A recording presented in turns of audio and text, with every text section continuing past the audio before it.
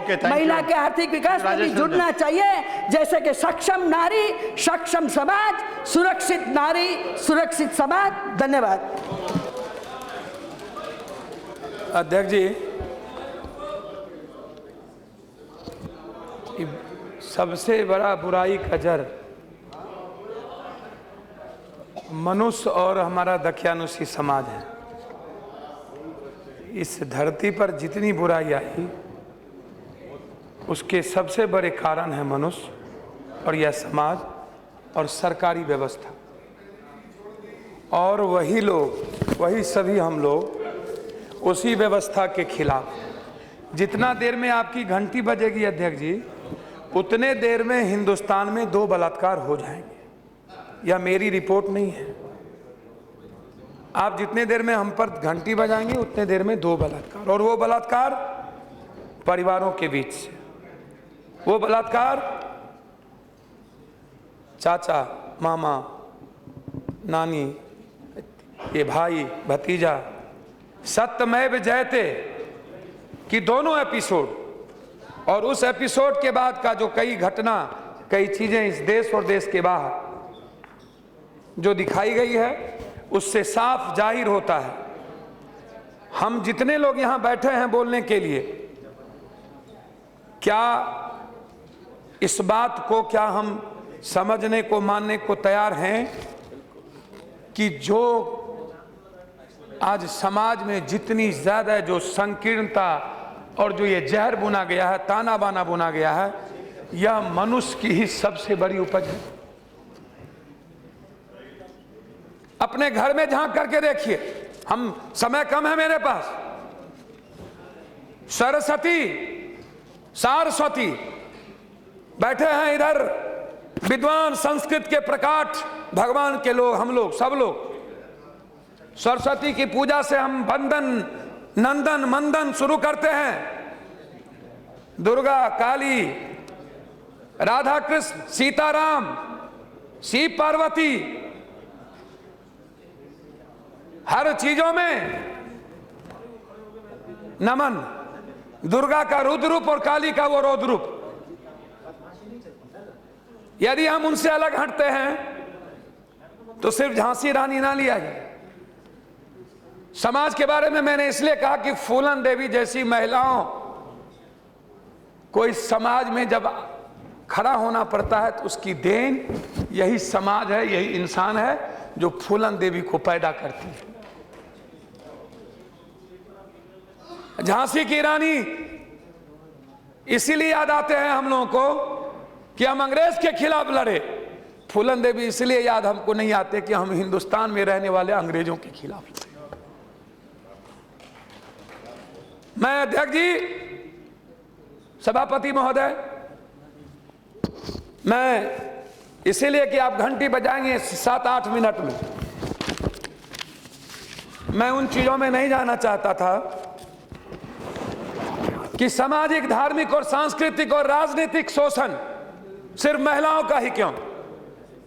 पर्दे में रहने की जो पद्धति, सती सावित्री, और आज भी बाल विवाह, बाल प्रथा, या जो देश में है, यह जो आपने अभी कानून लाया था, इसके पहले सदन में आपको पता है उस कानून के बाद हिंदुस्तान में क्या हुआ। उस कानून के बाद बलात्कार के बाद, पहले बलात्कार के बाद बच्चियों को छोड़ दिया जाता था, अब बलात्कार के बाद बच्ची और औरत को मार दिया जाता है, उसको जिंदा नहीं रखा जाता, इसलिए कि कोई सबूत न रहता कि 302 में उसे फांसी हो सके। या उस कानून के बाद यदि कानून पर ही दुनिया चलती तो अमेरिका और भारत, हिंदुस्तान नहीं, विश्व का सबसे सुरक्षित यदि कहीं देश होता, यदि मानवतावादी और नैतिकतावादी और अध्यात्म पर यदि देश क्या होता, तो हिंदुस्तान की महिलाएं सबसे ज्यादा दुनिया में सुरक्षित होती, तो हिंदुस्तान की महिलाएं सुरक्षित होती। यह थी हमारी तहजीब और हमारी संस्कृति। लेकिन है क्या? दहेज, नजरें, छोटी बच्चियों पर नजरें, स्कूल जाए तब नजरें, स्कूल से निकल जाओ कॉलेज जाओ तब नजरें, कॉलेज से निकल जाओ पति के पास जाओ तब नजरें, पति से आगे बढ़िए। आप देखते चलिए महिलाओं का शोषण, कहां शोषण नहीं होता। एक बच्ची अपने पिता के लिए आराध करती है, उसके बाद अपने भाई के लिए, और भाई के बाद पति के लिए, पति के बाद अपने बच्चों के लिए। उसकी जिंदगी तो सिर्फ देवी देवताओं के मंदिर में माथा टेकने पर मजबूर होता रहता है। जिंदगी उसकी शुरुआत होती है मंदिर से और अंत होता है बच्चों पर मंदिर से। अब उसके बाद बचता क्या देव जी? हम आग्रह करना चाहेंगे, इस सदन में बैठे लोग जितनी बड़ी बड़ी बात करते हैं, आज ही बहस नहीं हुई है, हर साल हर बजट में हर बात बहस होती रही है, लेकिन अध्यक्ष महोदय कोई सॉल्यूशन हिंदुस्तान में नहीं हुआ। बलात्कार बढ़ते गए। हम निर्भया कांड या किसी कांड पर नहीं जाएंगे। गांव में जो छोटे बच्चों के बलात्कार, निर्भया कांड एक घटना नहीं है, ना जाने कितने निर्भया कांड गांव के कस्बों में होते हैं, जिसका किसी थाने में रिपोर्ट दर्ज तक नहीं होता। 55 अभी रिपोर्ट है, एक साल में रिपोर्ट आया है कि 2 लाख बलात्कार है, जिसमें 36,000 रिपोर्ट दर्ज हुए। 36,000 के बाद रिपोर्ट दर्ज नहीं होती। गांव में जो बच्चों, गांव में जो शोषण होते हैं, गांव में जो सामाजिक शोषण है, गांव में जो मालिक और नौकर के बीच का जो शोषण है, गांव में जो पारिवारिक शोषण है, उन चीजों पर ध्यान देने की जरूरत है। अध्यक्ष महोदय, मैं जानता था कि आप घंटी बजाएंगे।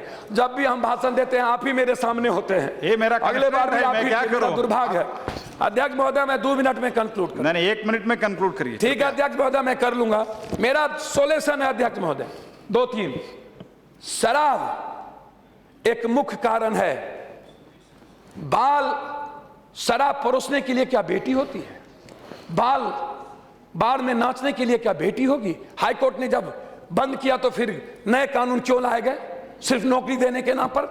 शराब को ये सरकार से मैं आग्रह करूंगा, 3 मुद्दे: शराब, दहेज 1, बाल शोषण 2, यौन शोषण 3, चौथा कानून कौन तय करेगा कि किसने किसको आंख मारा, किसने किसको देखा, किसने छेड़ा या नहीं छेड़ा, ये कौन तय करेगा? वही, बस लास्ट है सर लास्ट में कर रहा हूं 1 मिनट में, वही तय करेंगे। वही इन्वेस्टिगेशन अफसर, जो जात इसी हिंदुस्तान का है, जो मजहब और धर्म यहीं पर है, जो बगैर सरकार के चलती नहीं है, कौन कानून तय करेगा? हमारी न्यायालय कहां तय कर पाती है? कितने दिन में लोगों को फांसी होती है? मैं आग्रह करूंगा सभापति महोदय अपनी बात कि आप दहेज जैसी चीजों पर, दहेज कैसे बंद हो, इसके लिए पूरा पार्लियामेंट को सोचना चाहिए जब तक दहेज। और अंत में मैं आपसे एक आग्रह करूंगा कि ये जो भ्रूण हत्या है, इस मशीन को निजात किसने किया? और भ्रूण हत्या शुरुआत गरीबों के घर से नहीं हुई। अध्यक्ष मोदी कंक्लूड है, दहेज, भ्रूण हत्या बुद्धिजीवी, पैसे वाले, ताकतवर लोगों ने अपने पत्नी को ले जाकर के मशीनों से दिखाकर भ्रूण हत्या किसी ने किया तो गरीब की ताकत नहीं थी। हिंदुस्तान के उन लोगों ने भ्रूण हत्या की शुरुआत की जो बौद्धिक लोग थे, जो पढ़े लिखे लोग थे, जो पैसे वाले लोग थे। सारे बुराइयों का जड़ हिंदुस्तान में कोई है तो पढ़े लिखे लोग, बौद्धिक। Sir, first and foremost, I congratulate Union government that yesterday the Union